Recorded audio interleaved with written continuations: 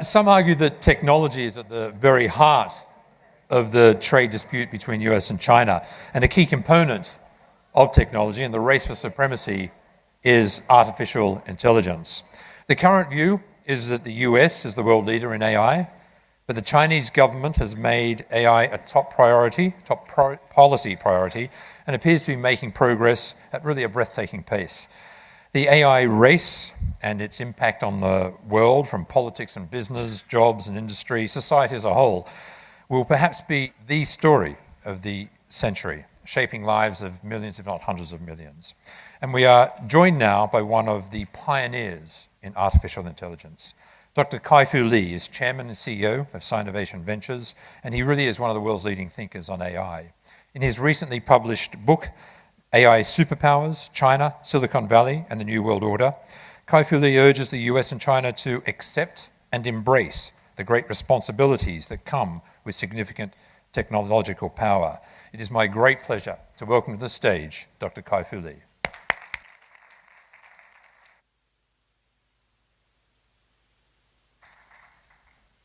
Thank you so much. It's a real pleasure to be here. And all the premises are actually wrong. US is not clearly ahead in artificial intelligence. China's AI is doing great. AI government's helping, but not fundamental to China's success. And AI is not a zero-sum game. So that's what I'm going to talk to you about. First, what is artificial intelligence? Actually, before I show you the applications, let me talk about fundamentally what it is. Many of you may think artificial intelligence is from science fiction, this sentient being that's close to or surpasses human intelligence. That thing does not exist. We don't know how to build it. What artificial intelligence is a set of very clearly brilliant computer science algorithms that if you take one single domain and feed a ton of data to it, it will do superhuman job for that one domain and that domain only. That is all artificial intelligence is today. Can there be breakthroughs? Possibly, but today we're in the phase of building, implementing, applying, and monetizing that set of technologies. And that is what AI is. So in any problem that can be boiled down to single domain, huge amount of data, then we can produce tremendous value from artificial intelligence. So in terms of applications, and I'll try to use these applications to illustrate my point on where it can be applied, obviously there are multiple areas in which this can be applied. Google search and all the way up to autonomous vehicles are fundamentally propelled by the same set of algorithms I talked to you about. So obviously the first one that we've already embraced is internet AI. That is, every day we're clicking on Facebook and Amazon, we are willing lab rats that are labeling data for them. We're telling Facebook, this is the kind of article I want to see, and by the way, show them to other people like me. And it gives Facebook an amazing knob that allows them to say, I want to keep showing people things that will deliver a certain objective function. And that function might be more minutes per user. That function might be greater forwarding and therefore virality, or it might be maximize my revenue or profit. Think about a CEO who now has these wonderful knobs they can tweak to maximize business metrics. And that's why internet companies have done so well. And the greatest, most powerful, most valuable AI companies today are the AI companies. Amazon, Google, Facebook, Alibaba, and Tencent. Now the second wave is businesses that make use of AI.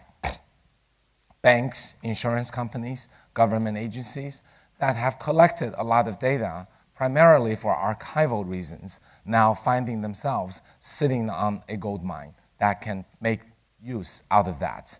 For example, a bank might use all of its customer transactions to do credit card fraud detection, loan determination, asset allocation, and also showing ads, selling products, targeting the right products to the right customers based on their projected buying patterns and their net worth and so on.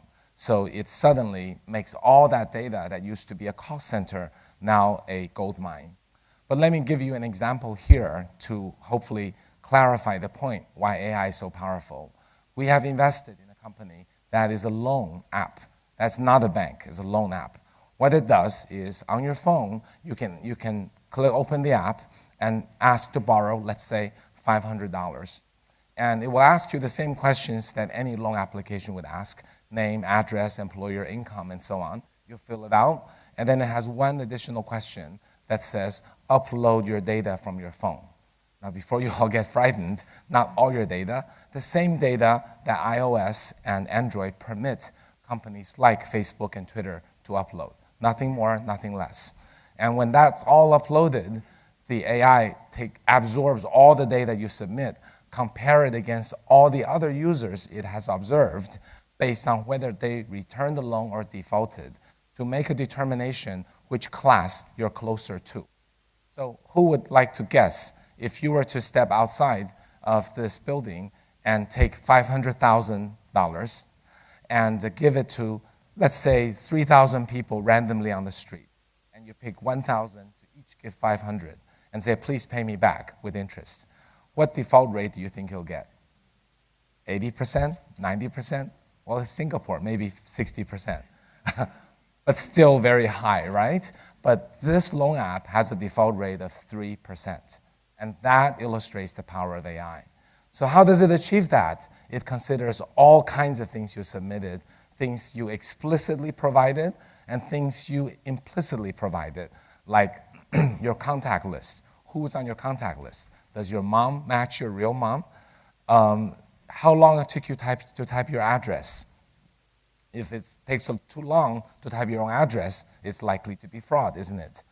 And also, what kind of phone you have, what kind of apps you have, what day of the month is it? Is it before payday or after payday? So it gathers all of these things, and we actually, out of curiosity, it gathers 3,000 things. We looked at the least important feature. So keep in mind, this is not very unimportant, but nevertheless, still a useful signal. It turns out to be your battery level. Your battery level is slightly correlated with your likelihood to return the loan. So if you're someone who has an OCD and plugs the phone all the time, probably pretty responsible. If you're someone who keeps running out, well, it increases the 0.0001 chance you might not get the loan. None of these features dominate, so do not think that it actually uses the information alone to make a decision. It correlates in a 3,000-dimensional space and leading to this final decision, something humans can't possibly do.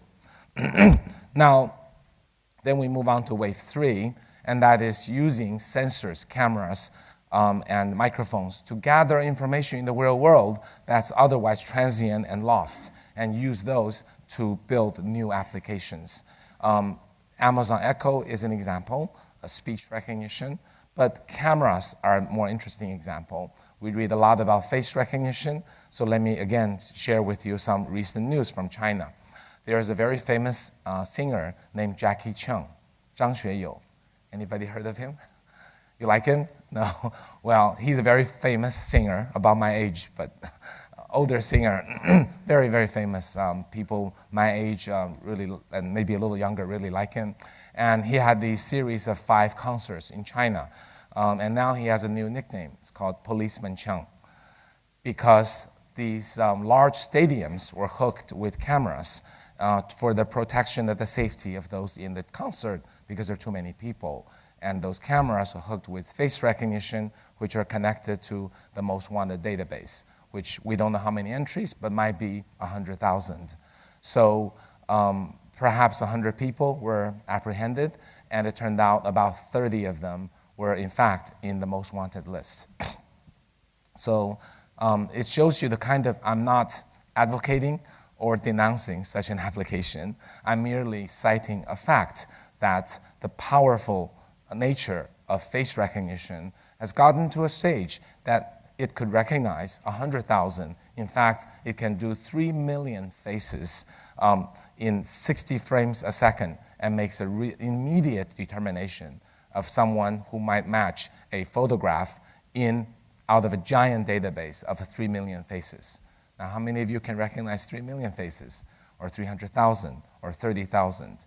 So this, again, shows you the power of AI in this area. Of course, to carry it further, you can have autonomous stores. You can have that looks at not only your face, but your gesture, your intent, what you put in your basket, and then charge you directly.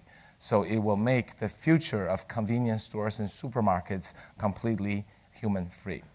In the wave 4, we go into robots and autonomous vehicles. Robots for agriculture that can selectively water and fertilize based on the growth of each plant, and also pick fruits instead of humans picking them in factories for inspection and eventually for assembly of anything.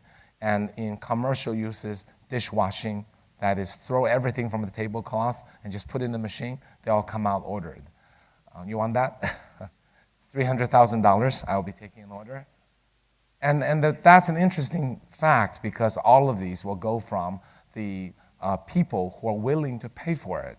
A restaurant that will displace maybe 10 dishwashers and get the 300,000 back in 1 year, and after that, it's free. So this will basically, in volume and over time, make the robotic capabilities more pervasive. And autonomous driving is also something, is probably the largest app of them all. It will change the way we transport ourselves, our logistics, our delivery. There will be no drivers 30 years from now. Everything will be done autonomously, and that means a great improvement to not just convenience, but also our money, because your car is the worst investment you've made. It's sitting there doing nothing 96% of the time other than depreciating.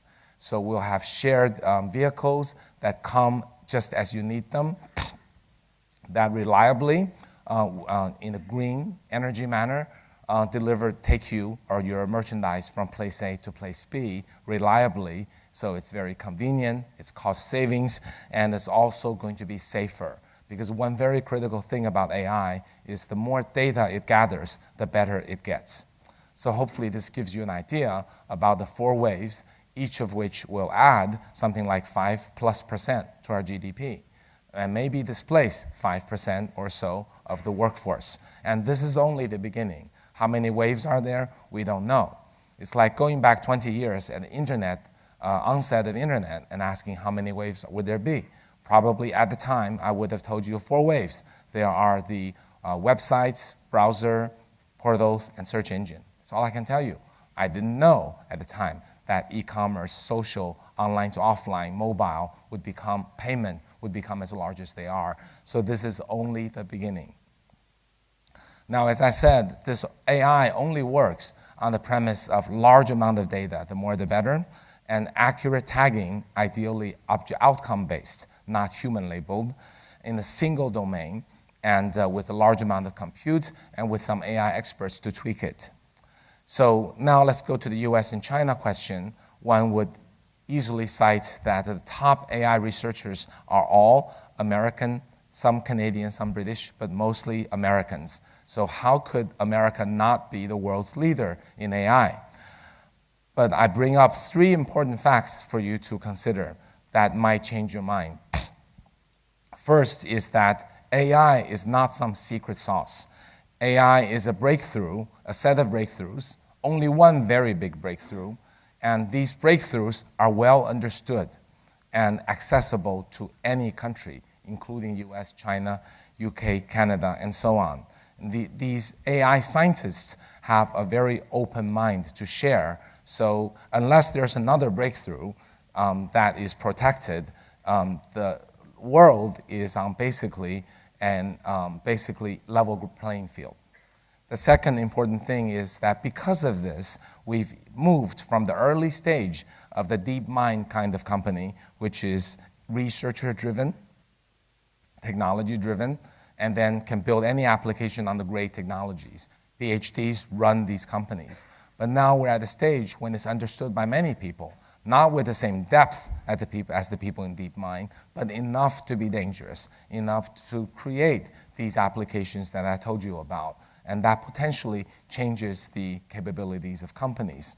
And thirdly, AI people are the most open-minded people I know. This, I actually have a little contribution myself.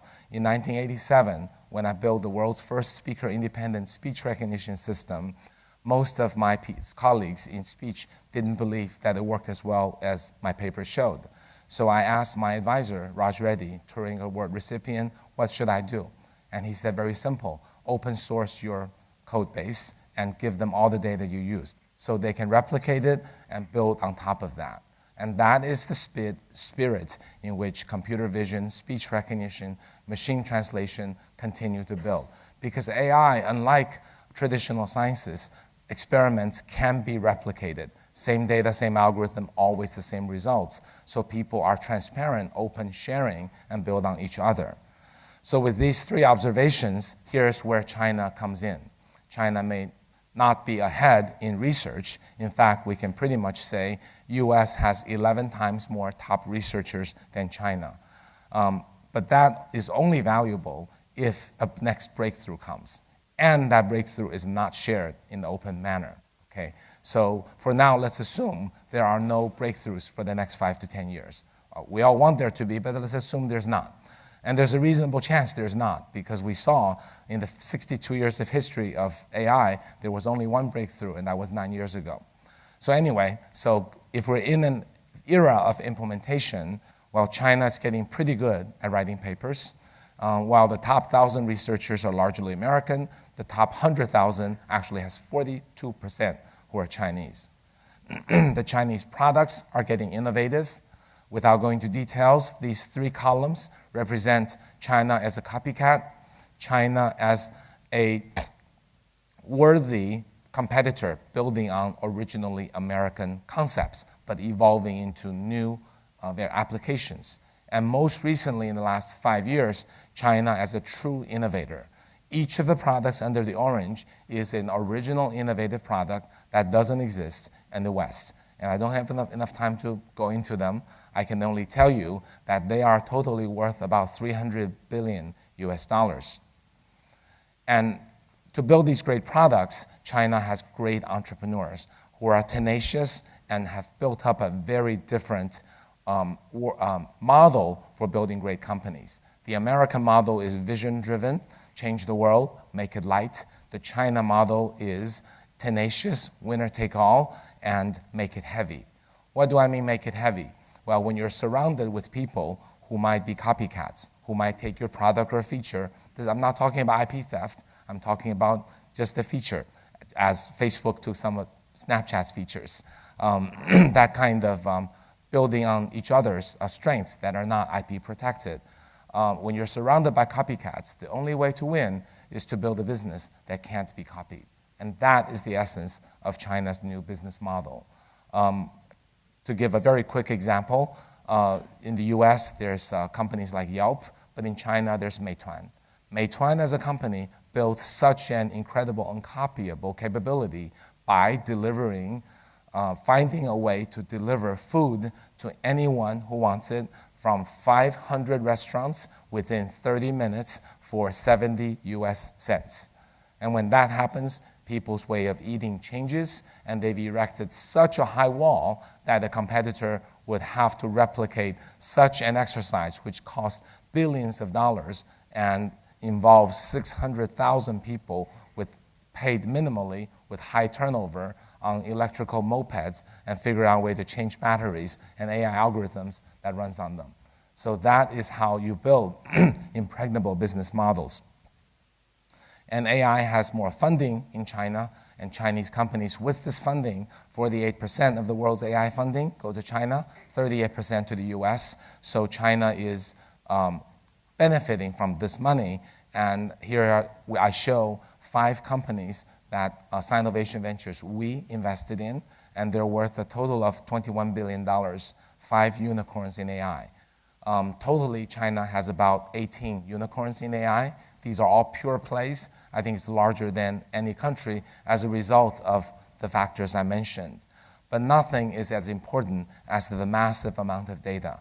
The right part of the graph here shows different algorithms get different results, but more data is always better. There's no data like more data. This is a very famous phrase spoken in the speech community, spoken by none other than Dr. Bob Mercer, the founder of Cambridge Analytica. But before Cambridge Analytica, he was an esteemed speech recognition researcher that I learned much from. What he did later was something that actually surprised many of us. But in the age of AI, if data is the new oil, then China is the new OPEC. And that means China has more users, 3 times as much as the US on the upper left, but also more usage. Chinese takeouts are 10 times more than US, as I mentioned in Meituan. China's shared bicycle is 300 times more, and China's mobile payment is 50 times more than the US. And that is a very critical component. In fact, China's mobile payment is actually more than China's own GDP. And when you go to China, you'll find very few people accept cash and credit cards. This has many implications. It means for the Western economy, credit cards are taking 2% toll on the whole economy. And that's something that should be reconsidered. That also means it's efficient, faster. New entrepreneurs can make money the first month without waiting to build up the user base. It also means it's turning China's economy from a savings economy to a spending economy, as credit card did for the US, but much faster. And finally, it means this creates so much data, because what data is valuable, more valuable than transaction data? This is much better than browsing, clicking. This is real money out of the pocket, indicating you wanted something so much you paid money for it. And lastly, there is the government support, which I think is very important, but not the most critical factor, because all of the unicorns we funded are privately funded up through their becoming unicorn. Of course, the government now helps a lot of companies, but I think the 18 unicorns, probably 15 would have happened without any government support. So the Chinese government policy is techno-utilitarian. This means Chinese government will let some technology be tried and figure out how to regulate it as it goes along. That is how the mobile payment took place. In the West, there probably would be lobbyists from credit card companies that would say, oh, software companies, they're not safe, there could be hacked, there could be fraud. But Chinese government said, well, let's give Alibaba and Tencent a try, and they proved themselves worthy. Of course, Chinese government is not always totally open door for every technology. Crypto, for example, is not legal in China. And another important thing is the left side shows the State Council document putting AI as a national priority. That actually doesn't put budget into building AI, but it gives a directional point of direction for cities and banks. Banks might be more open to adopting AI. They bought some of our AI software after the State Council document came out. It would cause some cities to say, like Nanjing, would say, we have a lot of good universities. Let's build the world's largest AI park. Zhejiang province would say, autonomous vehicle is important. Let's build highways that help autonomous vehicle. And a new city of Xiong'an is being built with autonomous vehicle in mind. In fact, the downtown of Xiong'an would have 2 layers, pedestrians on the top layer, cars on the bottom layer, thereby avoiding what we saw in Phoenix with the worst case of accident, a car hitting a pedestrian. And that might accelerate the adoption of autonomous vehicle, despite the fact that US is ahead right now. So if we look at where is US and China, I would say that China has come from behind and now roughly caught up and will soon probably slightly lead the US in AI implementation. Even though AI research, US is still ahead. But I do want to close by saying that this is really not a zero-sum game, because the Chinese success does not come at the expense of American companies. The Chinese companies are actually built on a parallel universe, that I think it is an amazing future where AI has arrived, and it's driven by the two AI superpowers, and I hope there's a way the 2 superpowers can work together to make and take the responsibility and make the world a better place. Thank you.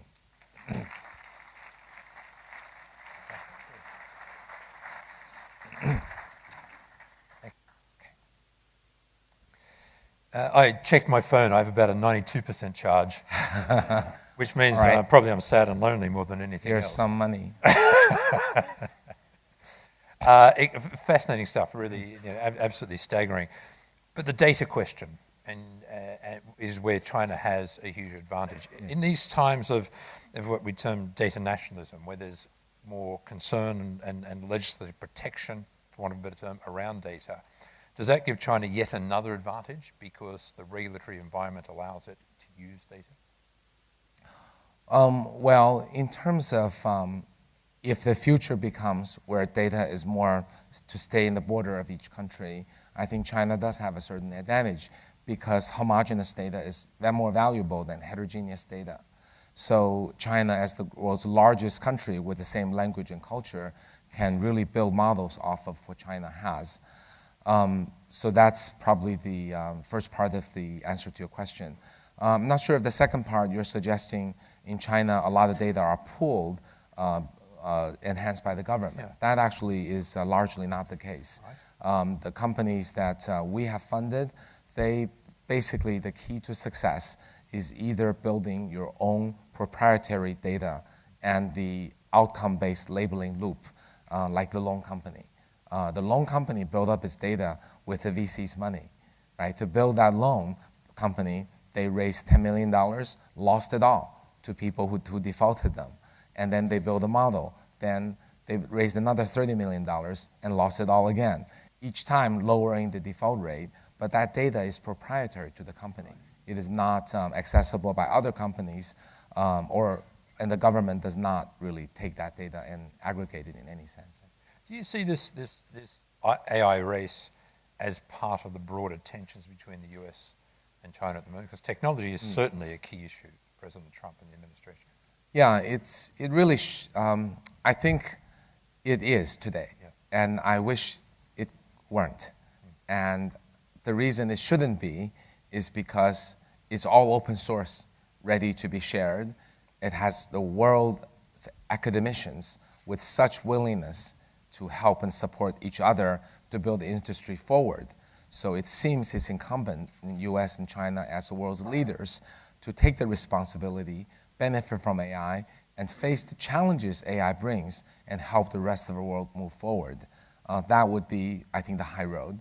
I think the US government has chosen not to take that direction, which I think is based on some possible misunderstanding about that US has some hypothetical large edge, or that the US researchers actually have ways to protect any new inventions that are made. I think if you actually look at the US, I think the best thing that could be done is to attract more research to help the next research come about with a high likelihood of being shared, and spend our time focused on all the issues that AI brings about. Because I talked about all the positives, all the ways to make money. $17 trillion by PwC estimates in the next 11 years. But we haven't looked at the downside. There are huge issues with privacy, data bias, security, job displacement, monopolies, and wealth inequality. It seems like governments now more than ever need to put their heads together and figure out what needs to be done. But you've been a strong advocate of policy change ahead of job displacement in particular. That's, yes, one example. Are governments taking this seriously? I think not. I think the displacements, you can just look at what I described. In a single domain, large amount of data, do better than human. And you can enumerate probably easily 20 or 30 professions that will be challenged and partially or fully displaced. So the governments have a hard time making this a priority because unemployment numbers are not yet high. But once it starts to go up, it might go up very fast and be harder to control. There's probably a corporate responsibility as well here, but given the pressure on companies to deliver bottom line, especially listed companies, yeah. Do you get a sense that that businesses are aware of the social changes caused by AI and are gearing up? Well, I think the AI companies are definitely aware. but they don't want to talk about it because it's a PR problem, isn't it? Yes. Yeah, so that's why I wrote the book that I wrote, so that more people can be aware this is an issue that will come up. This is not a statement that unemployment will go dramatically high. It just says there's going to be a dislocation of skills. Because if AI can do at some point in next 15 years all routine tasks, then people who have routine tasks will be displaced without any way to get employed again unless they took on retraining and went into a non-routine task. But it's not just blue-collar workers.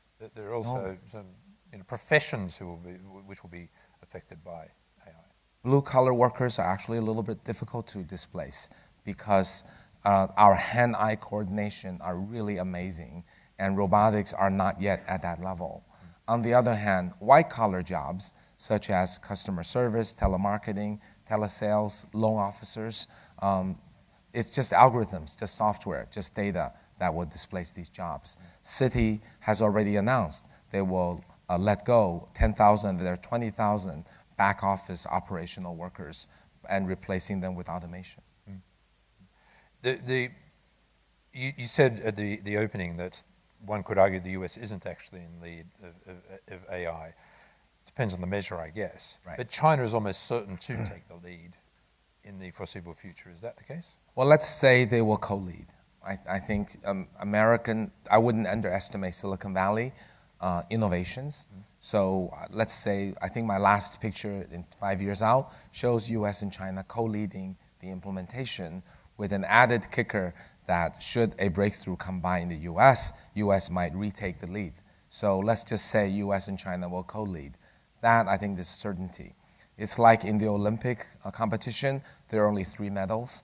In the AI competition, there are only 2 medals. Who is gold and who is silver is not known, but there is no bronze medal. Yeah. What about other countries outside those superpowers? When they co-lead AI, and AI brings about such fundamental change to politics, to business, to economics, there's a chance that countries will be left behind. Yes, in particular, developing countries. Yeah. Because previously, they could look forward to the China model or the India model of outsourcing blue-collar work or white-collar work. But if those are, number one, outsourceable to another country, number two, routine in nature, then they're by definition doable by AI. So the China model and the India model towards development is now no longer a viable option. That's a particular issue for them. And then I think in the developed countries, I do think some countries still have a shot if they get their national policies in order. UK, Canada, Singapore, Israel, France are some examples where we think the book ought to be a sound an alarm to have them to say, wait a minute, I'm going to create a bronze medal even though there isn't one now. The breakthrough, you said that there may be a breakthrough. What would that breakthrough look like? What for non-technologists like myself, what's in the frame? What are the researchers looking for? Sure. For example, making autonomous vehicle L5 suddenly work. And that will probably not be open source technology. So whoever makes that work first and do so in a non-open source manner, I don't see why that has to be open source. That would be one huge breakthrough. I think figuring out how to train AI with less data, that would be another big breakthrough. That's not only very useful, but it would neutralize China's advantage. Yeah. Those are 2 examples. Well, just finally, where are you looking? Because you've invested clearly in some what are now very successful companies. Are you looking in China and at particular sectors or particular types of app? Where are you looking? I think the biggest opportunity that's yet not fully harvested is financial. Because financial markets, financial applications, banks, insurance, trading are basically human fabricated games of numbers.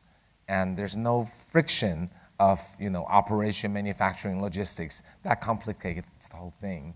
And when AI is applied to these domains, basically you build something that prints cash and you've got a knob. So that's hardly been fully done. Of course, there are obstacles such as regulations and incumbents and things like that. That's the easiest. The most aspirational is healthcare, and that's one we're starting to look at. But frankly, that's very hard because we need high quality and large quantities of data. China has high quantities, but the quality is not good enough. US has high quality, but the hospitals don't understand the importance of quantity.